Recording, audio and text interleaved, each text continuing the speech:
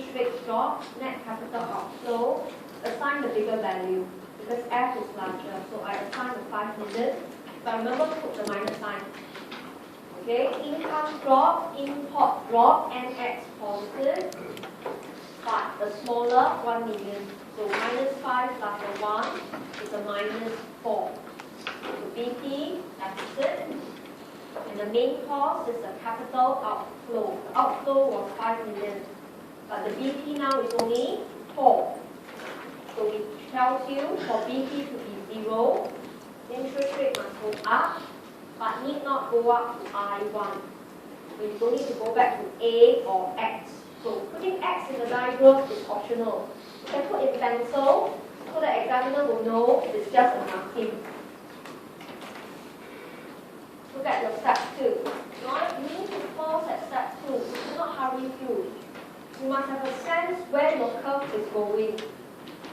You dictate the diagram. Never let the diagram dictate you.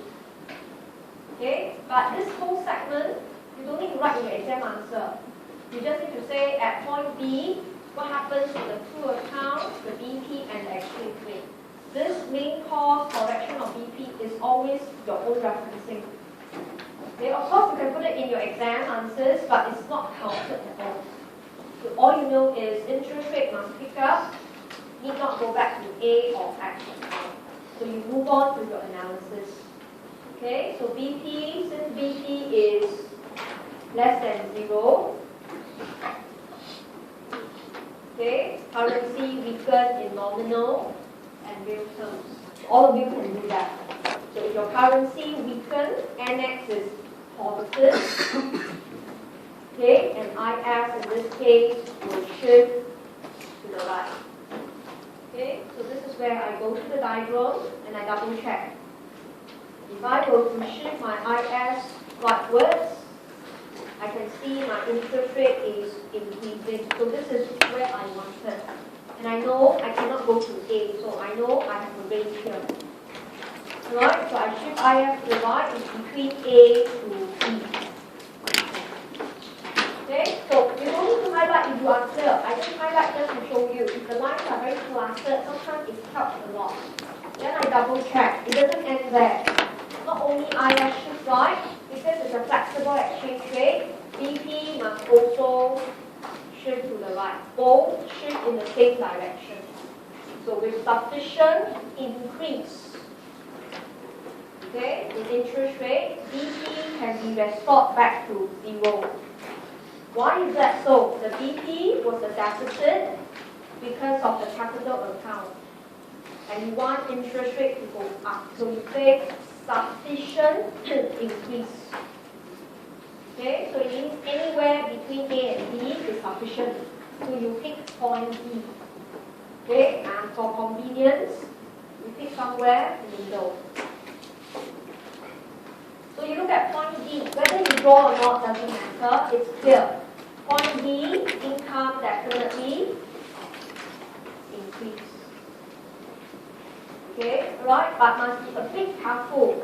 Okay, income compared to point B. Okay, so you are looking at point B. Right, so you can also say therefore income drops if you are looking at point A. So you must be clear. Point B is for closed economy. So you are saying that now, right, your policy is much better, okay, right, or in fact, I should say less effective. If you go all the way to B, because you are doing contractionary policy, output should drop. But now at point B, output is larger than point B. So the policy should be deemed as less effective. It drops but smaller. Okay, so again, when you comment on income, must be careful whether you are comparing B or A. If you are comparing with A is your original point. Okay, at point B, income drops. The policy works. But effective or less or not, you make a comparison. Okay, so in this case, I will leave my answer like that. I won't draw at all. Right, I will not draw IS and BP. I will just put a point B. And it's very neat. the examiner just glance through and agree. Rather than when you draw, everything gets cluttered, you can't even see point D, it's worse. I will leave the answer. Okay? And for those of you who are very strong, you will know, if you are doing fixed exchange rate, you will go to here. Okay? This is for fixed exchange rate. Your currency weaken, government will buy. LN will go all the way to 40. So if you are doing fixed exchange rate, the policy is most effective. If you are doing flexible, you are at B, it's least effective. Okay, so I'll put a note here. Okay, if you are using fixed exchange rate, you will reach point E. So you will say policy is most effective to reduce output. Because you're doing contractionary policy, so that's why you want output to drop. Okay, but if you're doing flexible exchange rate, okay, this is the answer we have. You will reach point E. Then the policy in this case is least effective. Right, in terms of reducing income. So this is purely optional. This is more for those who can go a little bit beyond. The question didn't ask for fixed exchange rate, but you will take a look at it yourself. Don't need to draw. But you actually can look at, you're able to point out point E. Hear me clearly, if you cannot do the comparison, it's fine. Okay, you have to give yourself different stages of assessing your capability. You cannot push yourself beyond and you mess up the whole thing. The objective is just to see where is the outcome. The outcome is the policy will give output to be falling. But falling to which level, it depends on what kind of exchange rate. And this is the answer. Learn to live with uncertain answer. Right? Don't keep looking at your friend. Your friend's answer D may be nearer to B. It's fine. Or someone's answer point D is nearer to A. It's still fine as long as it's between A to B. You don't draw. It is so neat. If I'm a marker, I will look at this diagram. Rather than you have 6 lines, but so, I can't even understand your 6 lines. I will leave it this way.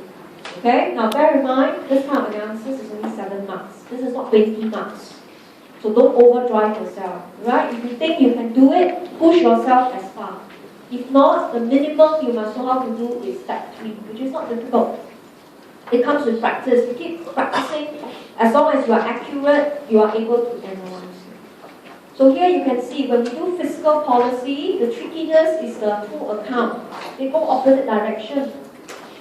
So we cannot just, glance through it to get the BP. Not only I assign the value, I also take note who is the cost. So that will set me on the correct journey to correct the BP. Okay, right, so this is the discussion on flatter BP. Okay, and this thing you could see, right, analysis are all repeated. Okay, now let's look at the last set, which is given in